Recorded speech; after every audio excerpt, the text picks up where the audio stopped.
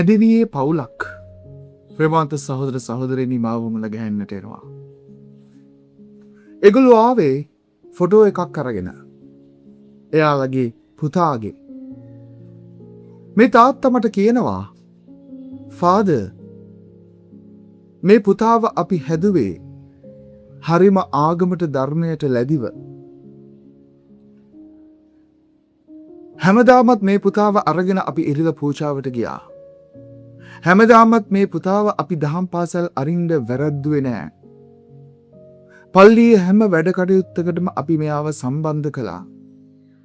මෙයාව අපි ළමා සමාජයට යවුවා. ගීතිකා කණ්ඩායමට යවුවා. තරුණ සමිතියට යවුවා.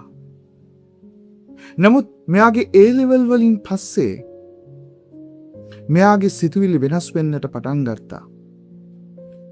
දැන් මෙයා හරි වෙනස් ෆාදර්. පල්ලි යන්නේ නැහැ. ආගම අදහන්නේ නැහැ. යාඥා කරන්නේ නැහැ. එයාට ඕන දේවල් කරනවා.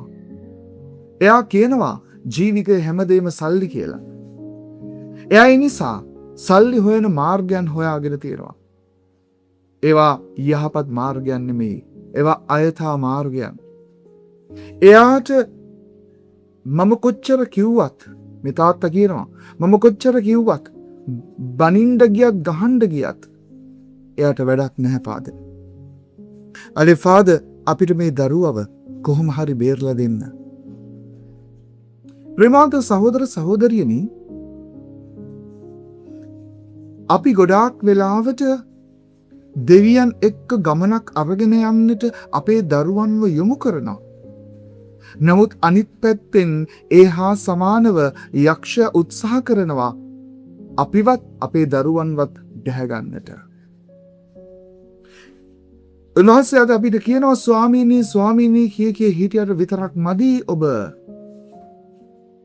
ඔබ මගේ වචන අහලා ඒ වචන පිළිපදින කෙනෙක් බවට පත් වෙන්නට ඕන. නමුත් ඒ පිළිපැදීම කරන්නට හරි අමාරුයි.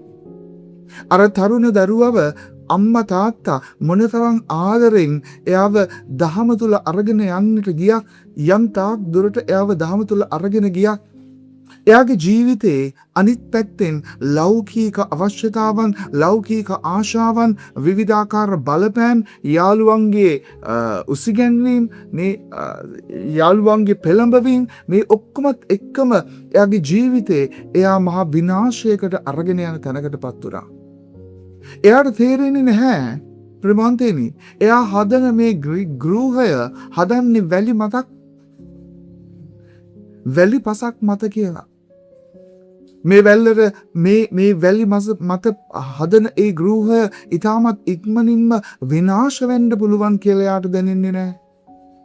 එයාගේ ජීවිතේ එයා හිතනවා සල්ලි එකතු කරගන්න ඕනම විදිහකින් මට එකතු කරගෙන මේ ජීවිතේ හදාගන්න පුළුවන්. සල්ලි තියනවා නම් ඕන දෙයක් කරන්නට පුළුවන් කියලා ඒ දරුවට හිතෙනවා.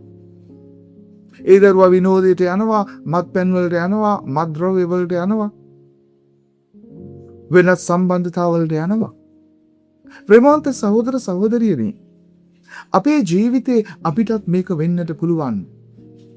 අපි ලෞකිකත්වයට වඩා නැඹුරු වෙනකොට ලෝකෝත්තර ජීවිතයට තියෙන ඇල්ම අපේ ජීවිතෙන් නැති වෙලා යන්න පුළුවන්. දේව තාත්තා අද අපිට ජේසුස් වහන්සේගේ මුවින් ඊටමත් ප්‍රබලව ප්‍රකාශ කරනවා. වඩාත් වැදගත් වෙන්නේ දේව වචනය ඇසීම විතරක් නෙමෙයි, ඒ වචනය පිළිපැදීම, ඒ වචනය තුල පිහිටා සිටීම, ඒ වචනය තුල ක්‍රියාත්මක වීම. එනිසා සමිදානන් වහන්සේ අද ඔබට මට කියනවා හැබැයි ඒක විලේසි නෑ, ඒක අමාරුයි. ඒ අමාරුවෙන් හරි දෙවියන් වහන්සේගේ වචනේ පිහිටා සිටීමේ ජීවිතය දිනන්නට මොන දුෂ්කරතා ආවත්, මොන කරදර ආවත්, මොන වේදනාවන් ආවත්, මොන ප්‍රශ්න ආවත්, මොන කුණාටු ආවත්, මොන සැඩසුලන් ආවත් අපේ ජීවිතය විනාශ වෙන්නේ නැහැ. අපි දෙවියන් වහන්සේගේ වචනය මත අපේ ජීවිතය පදනම් කරගන්නකොට. එනිසා ඒ ශක්තිය බලය අපිට දෙන්නට කියලා අපි යදින දවසක් කරගන්නවා. ආමේන්. සුබ දවසක්. ජේසුස් පිහිටයි.